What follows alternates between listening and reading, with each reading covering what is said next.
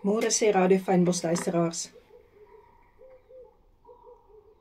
Ek weet nie of jy ook al gesien het dat as 'n mens partykeer net 'n gesprek oor iets het, dat jy die volgende oomblik sommer e-mails oor dit sal kry of dit ook net sommer op sal kom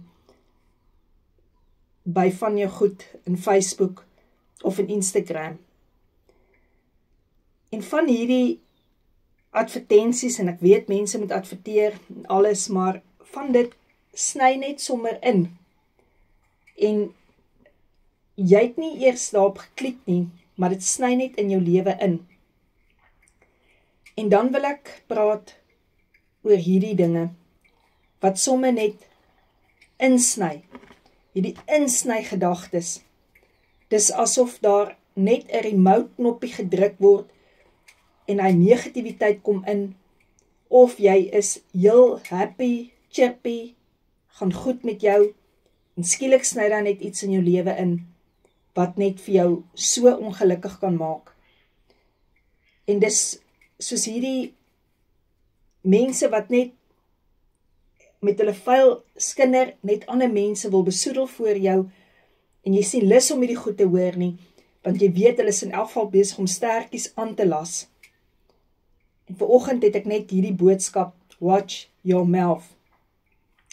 Daar is mense wat gekies het om aan te gaan in die lewe, deur in die realiteit op te staan, en dat jy om jou kan kyk en jy kan die doodsprekers sien, maar dan sal jy ook sien, daardie doodsprekers sal nie langs jou kan loop, terwyl jy besig is om die beloofde land in te neem, wat God vir jou gegee het nie, daardie beloftes van God. En daar is 'n rede, hoekom hulle dan agter jou is, want dit is verby.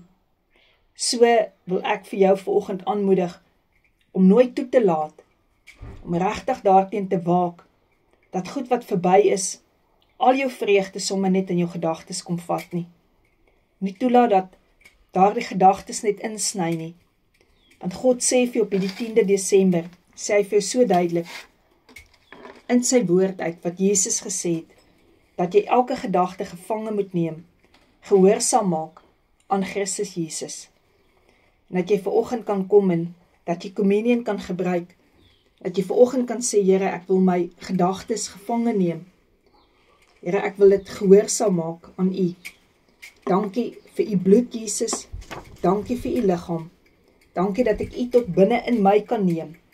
En Here, ek wil U vanoggend die reg gee in my lewe, Heilige Gees, om enige tyd in my lewe in te sny, met gedagtes van U af, die raad wat U my wil gee, maar open my oor vanoggend, Here, dat ek het sal hoor, en dat ek het nie net sal ignoreer nie.